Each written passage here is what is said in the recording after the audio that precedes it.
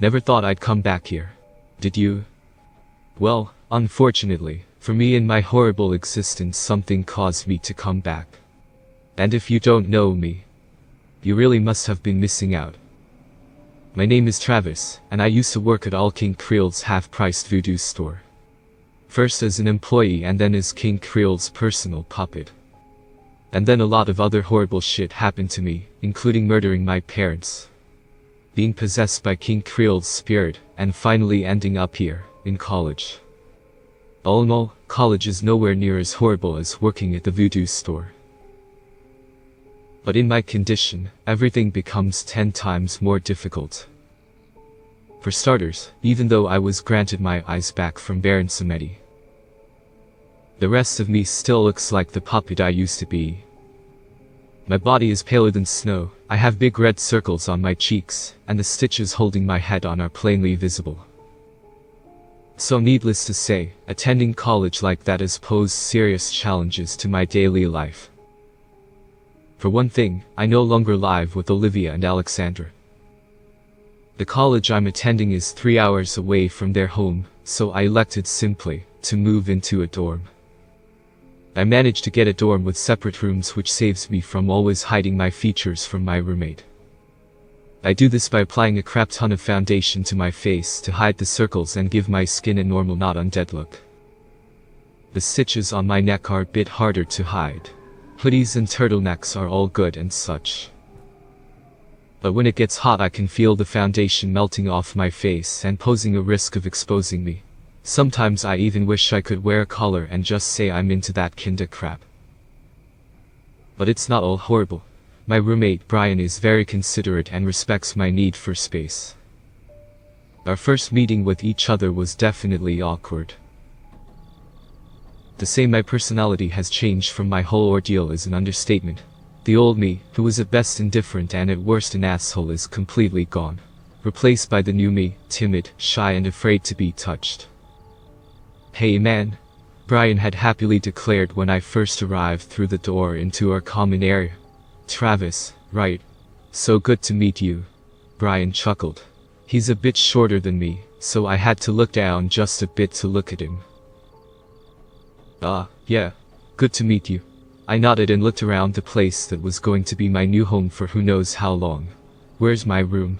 I asked him softly, to which he perked up and nodded. "Oh, yeah. You must be tired. Come and I'll show you." He went to put his arm around me to show me where we would have to go, but I instantly shuddered away from his touch, and backed away a few inches from him. "Please," I mumbled softly. I'm not good at the whole being touched thing," I told him, already feeling anxious and nervous about all this.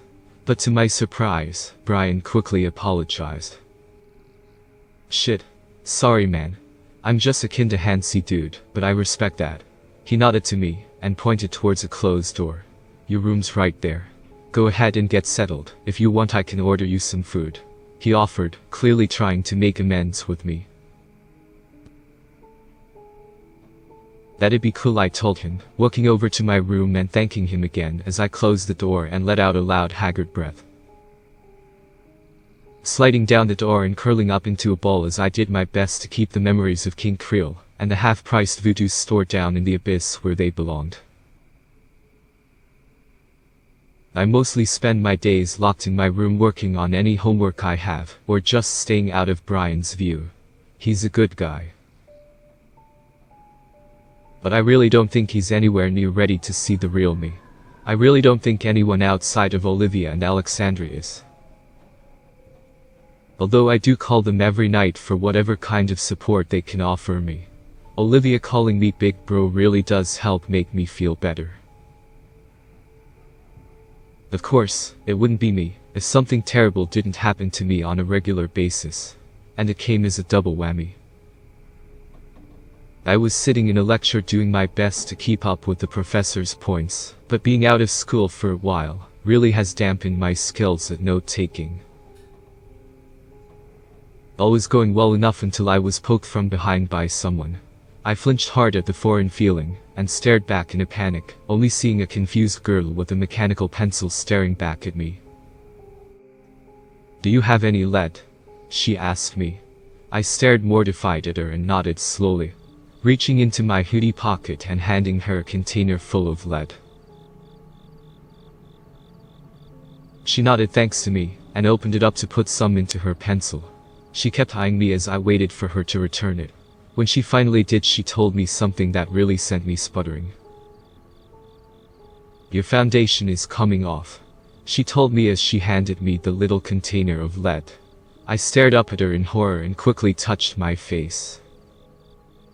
And indeed I could feel it coming off from my cheeks. Wordlessly I quickly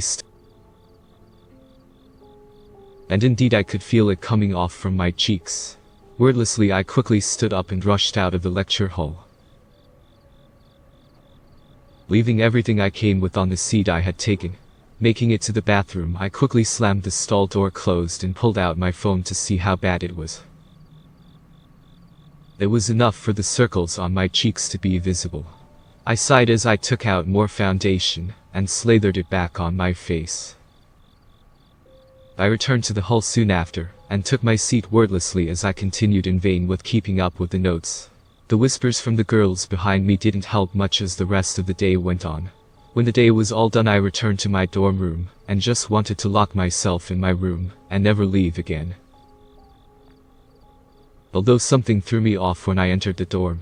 Brian was nowhere to be seen. He usually was on the couch playing video games or watching Netflix, since the common room has a pretty nice flat screen. So not seeing him there when I returned was really a confusing sight for me. It wasn't usual that I had the dorm all to myself. Although I wasn't going to risk taking my makeup off, I did spend a little bit outside of my room, going into the kitchen and just making myself a sandwich. As I was waiting for the bread to pop up from the toaster, the front door opened and Brian came whistling in. "Hey, Travis. You're actually outside. Now that's something for the history books." He chuckled, walking over to me and offering me a fist.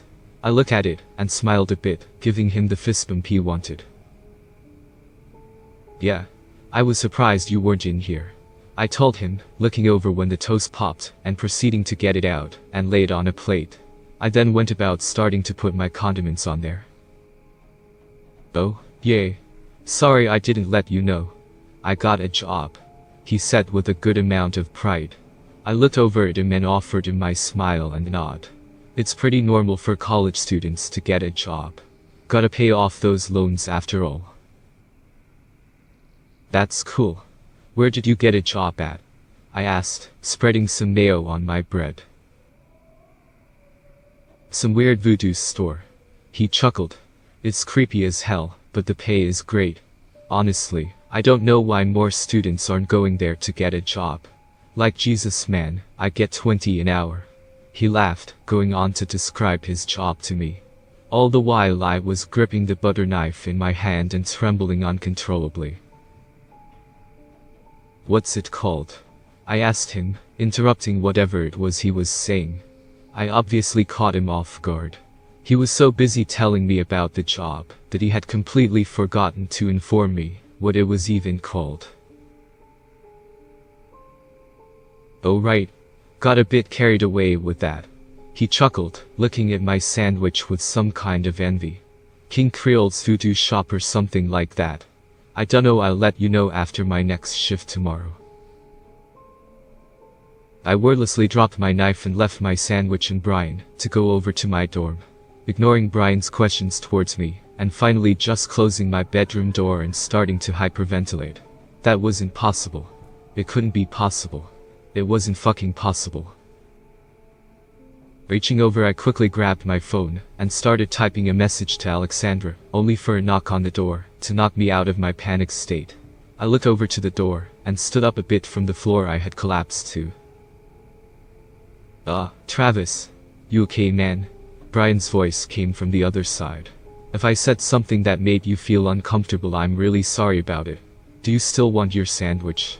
he asked me, and I couldn't help but smile at that. "Go ahead and eat it. I'm just gonna turn in for the night," I told him, running a hand through my messy hair. I wanted to get the makeup off of me anyway, so now was as good of a time as any. "Alright, man. Take care of yourself there," Brian told me, knocking on the door is a sign of him leaving. And I was left alone as he turned on the TV and went about his normal schedule. I sighed and went over to my bed, getting some wet naps and starting to get the makeup off my face. As I went on, I couldn't stop thinking about what Brian had said. "That's not possible," I mumbled out loud, looking over to my phone and picking it up. Still wiping off my face, I pressed the call button for Alexandra and waited. Getting most of the makeup off, I tossed the dirty rag away in the trash near my bed. "Hello, Travis. How are things in university?"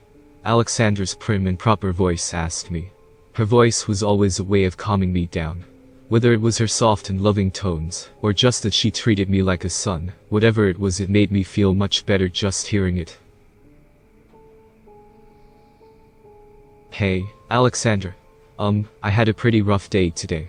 I sighed, laying back in bed and rubbing my eyes softly.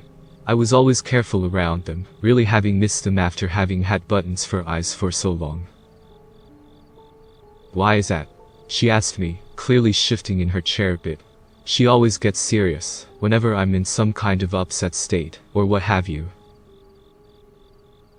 "My makeup started coming off during class," I mumbled to her, wanting to get the least worst news out of the way first.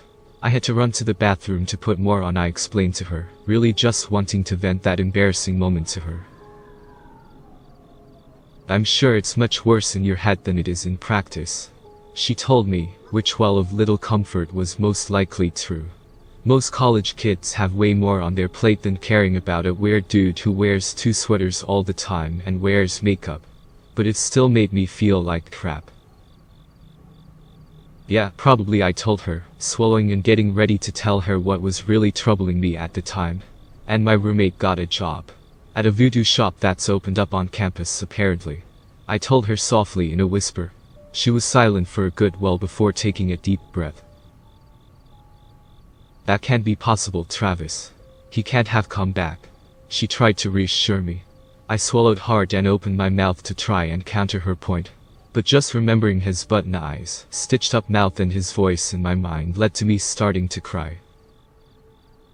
"I'll call you later," I mumbled to her, hanging up before she could tell me anything, and just curled up in my bed as I tried to get some kind of hold over myself. "It's just a coincidence. He's dead. He can't come back. Never," I mumbled through tightly closed eyes. I repeated that mantra all through as I slowly drifted off to sleep. And that's when I had a dream. A nightmare. In it I was sitting in bed, looking around in confusion, looking down at my hands, and wondering why they suddenly weren't bleached white like they always were. I must have thought that I was awake or something. Going to the kitchen, I started making myself some coffee, yawning hard as I rubbed my hair, and just wondering why everything felt so strange. It was uncanny, and not really real. I just stared at the coffee maker as it made its noises and spit out coffee. "No," I whimpered, tears streaming down my face as I felt another hand come onto my other shoulder. I wanted to reach out to the coffee pot and smash it into his face. And yet I was completely frozen in terror as he gripped my shoulders tightly. "You really have been doing well without me." The voice chuckled, his nails digging into my shoulders and causing me to cry out in pain. "For a puppet without strings, you really have distinguished yourself." "You're supposed to be dead," I mumbled back, trying to get away from the claws in my shoulders. But the more I tried to get away from him, the tighter his grip on my shoulders became. "I already died once, Travis, my boy," he said in that sweet songy voice of his. "Can't really kill something that's already been dead." The claws suddenly let me go, only for his hands to grab my face, to keep me from turning around to look at him. "I wouldn't look at me right this moment, Travis. I'm not decent."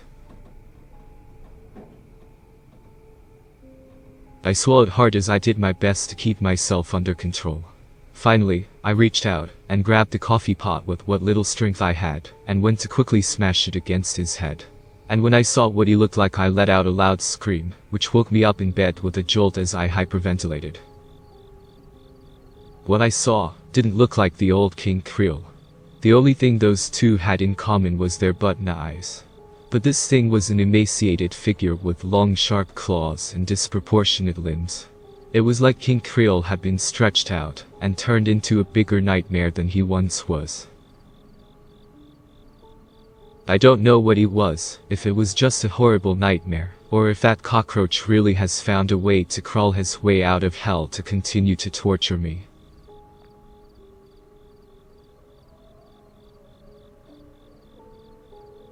What I do know is that I need to keep my roommate safe and stop him from making the same mistakes that I made. And I need to visit the new half-priced Voodoo store.